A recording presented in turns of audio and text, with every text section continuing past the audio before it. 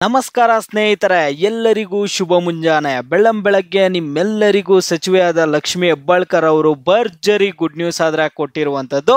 ನಿಮಗೆ good news ಬಗ್ಗೆ ಸಂಪೂರ್ಣವಾದ ಮಾಹಿತಿ ಆದ್ರೆ ಈ ವಿಡಿಯೋದಲ್ಲಿ ಸಿಗುತ್ತೆ. ಎಲ್ಲರೂ ವಿಡಿಯೋ ಕೊನೆವರೆಗೂ ನೋಡಿ.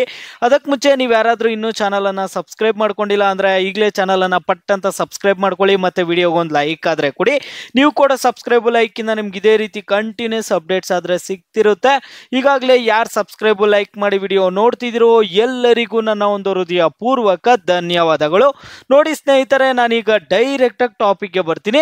ಗೃಹಲಕ್ಷ್ಮಿ ಯೋಜನೆಯ 18ನೇ ಕಂತಿನ ಹಣದ ಕುರಿತು ನಿಮ್ಮೆಲ್ಲರಿಗೂ ಭರ್ಜರಿ ಗುಡ್ ನ್ಯೂಸ್ ಆದ್ರೆ ಸಚಿವೆಯಾದ ಲಕ್ಷ್ಮಿ ಹೆಬ್ಬಾಳ್ಕರ್ ಅವರಾದ್ರೆ ಕೊಟ್ಟಿರುವಂತದ್ದು.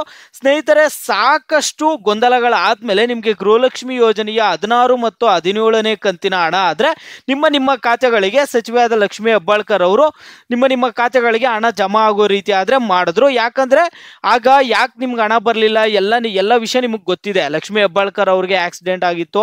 ಈ ಒಂದು ಕಾರಣದಿಂದ ಅಲ್ಲಿ ನಿಮ್ಗೆ ಹಣ ಆದ್ರೆ ಸರಿಯಾಗಿ ಜಮಾ ಆಗ್ತಿರ್ಲಿಲ್ಲ 16, 17ನೇ ಕಂತಿನ ಹಣ. ಈಗ 16, 17ನೇ ಕಂತಿನ ಹಣ ಬಂದು ನಿಮ್ಮ ಖಾತೆಗಳಿಗೆ ಜಮಾ ಆದ್ರೆ ಆಗಿರುವಂತದ್ದು. ಈಗ 18ನೇ ಕಂತಿನಲ್ಲಿ ನಿಮ್ಮೆಲ್ಲರಿಗೂ ಭರ್ಜರಿ ಗುಡ್ ನ್ಯೂಸ್ ಆದ್ರೆ ಸಚಿವೆಯಾದ ಲಕ್ಷ್ಮಿ ಹೆಬ್ಬಾಳ್ಕರ್ ಅವರು ಕೊಟ್ಟಿರುವಂತದ್ದು. ಸ್ನೇಹಿತರೆ, ನಿಮಗೆ ಇದೇ ತಿಂಗಳಲ್ಲಿ ಗೃಹಲಕ್ಷ್ಮಿ ಯೋಜನೆಯ 18ನೇ ಕಂತಿನ ಹಣ ಆದ್ರೆ ಜಮಾ ಮಾಡೋದಕ್ಕೆ ಸರ್ಕಾರ ನಿರ್ಧಾರ ಆದ್ರೆ ಮಾಡಿರುವಂತದ್ದು. ಇದೇ ಮಾರ್ಚ್ ತಿಂಗಳಿನಲ್ಲಿ ನಿಮ್ಗೆ ಗೃಹಲಕ್ಷ್ಮಿ ಯೋಜನೆಯ 18ನೇ ಕಂತಿನ ಹಣ ಆದ್ರೆ ಜಮಾ ಮಾಡ್ತಾರೆ. ಈಗ ಮಾರ್ಚ್ ತಿಂಗಳು ಫೈನಾನ್ಷಿಯಲ್ ಇಯರ್ ಎಂಡ್ ಆಗಿರೋದ್ರಿಂದ ನಿಮ್ಗೆ ಇದೇ ತಿಂಗಳಲ್ಲಿ ಹಣ ಜಮಾ ಮಾಡೋದಕ್ಕೆ ಫೈನಾನ್ಷಿಯಲ್ ಡಿಪಾರ್ಟ್ಮೆಂಟ್ ಜೊತೆ ಮಾತನಾಡಿದಾರಂತೆ. ಮತ್ತೆ ಇನ್ನೊಂದು ವಿಷಯ ಏನಂದ್ರೆ, ಈಗ ಕಾಂಗ್ರೆಸ್ ಸರ್ಕಾರದವರು ಗೃಹಲಕ್ಷ್ಮಿ ಯೋಜನೆಯ ಹಣದಲ್ಲಿ ನಿಮ್ಗೆ ಏನ್ ಮಾಡ್ತಿದ್ರು ಅಂದ್ರೆ ಪ್ರತಿ ಹಬ್ಬಕ್ಕೆ ಭರ್ಜರಿ ಗುಡ್ ನ್ಯೂಸ್ ಆದ್ರೆ ಕೊಡ್ತಿದ್ರು.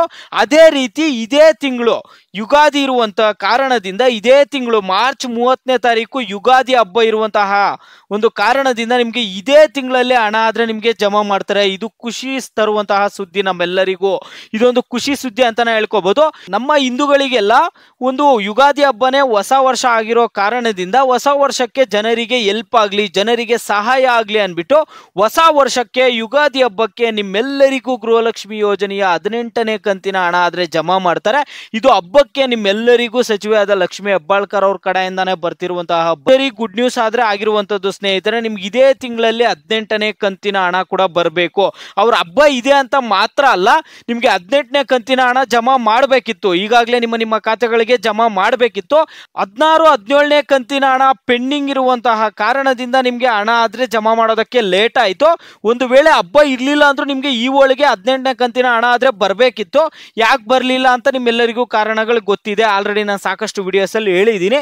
ಈಗ ಗೃಹಲಕ್ಷ್ಮಿ ಯೋಜನೆಯ 18ನೇ ಕಂತಿನ ಹಣ ಆದ್ರೆ ಯುಗಾದಿ ಹಬ್ಬಕ್ಕೆ ಜಮಾ ಮಾಡ್ತಾರಂತೆ. ಇದೆಲ್ಲರಿಗೂ ಖುಷಿ ತರುವಂತಹ ಸುದ್ದಿ, ರಾಜ್ಯದ ಜನತೆಗೆಲ್ಲ ಖುಷಿ ತರುವಂತಹ ಸುದ್ದಿ. ಹಬ್ಬಕ್ಕೆ ಸಾಕಷ್ಟು ಕೆಲವರು ಶಾಪಿಂಗ್ ಮಾಡ್ಕೊಳ್ಳೋರು ಶಾಪಿಂಗ್ ಮಾಡೋಕ್ಕೆ ಉಪಯೋಗ ಆಗುತ್ತೆ. ಮನೆಗೆ ವಸ್ತುಗಳು ತರ್ತಿರ್ತಾರೆ, ಅದಕ್ಕೆ ಉಪಯೋಗ ಆಗ್ತಿರುತ್ತೆ.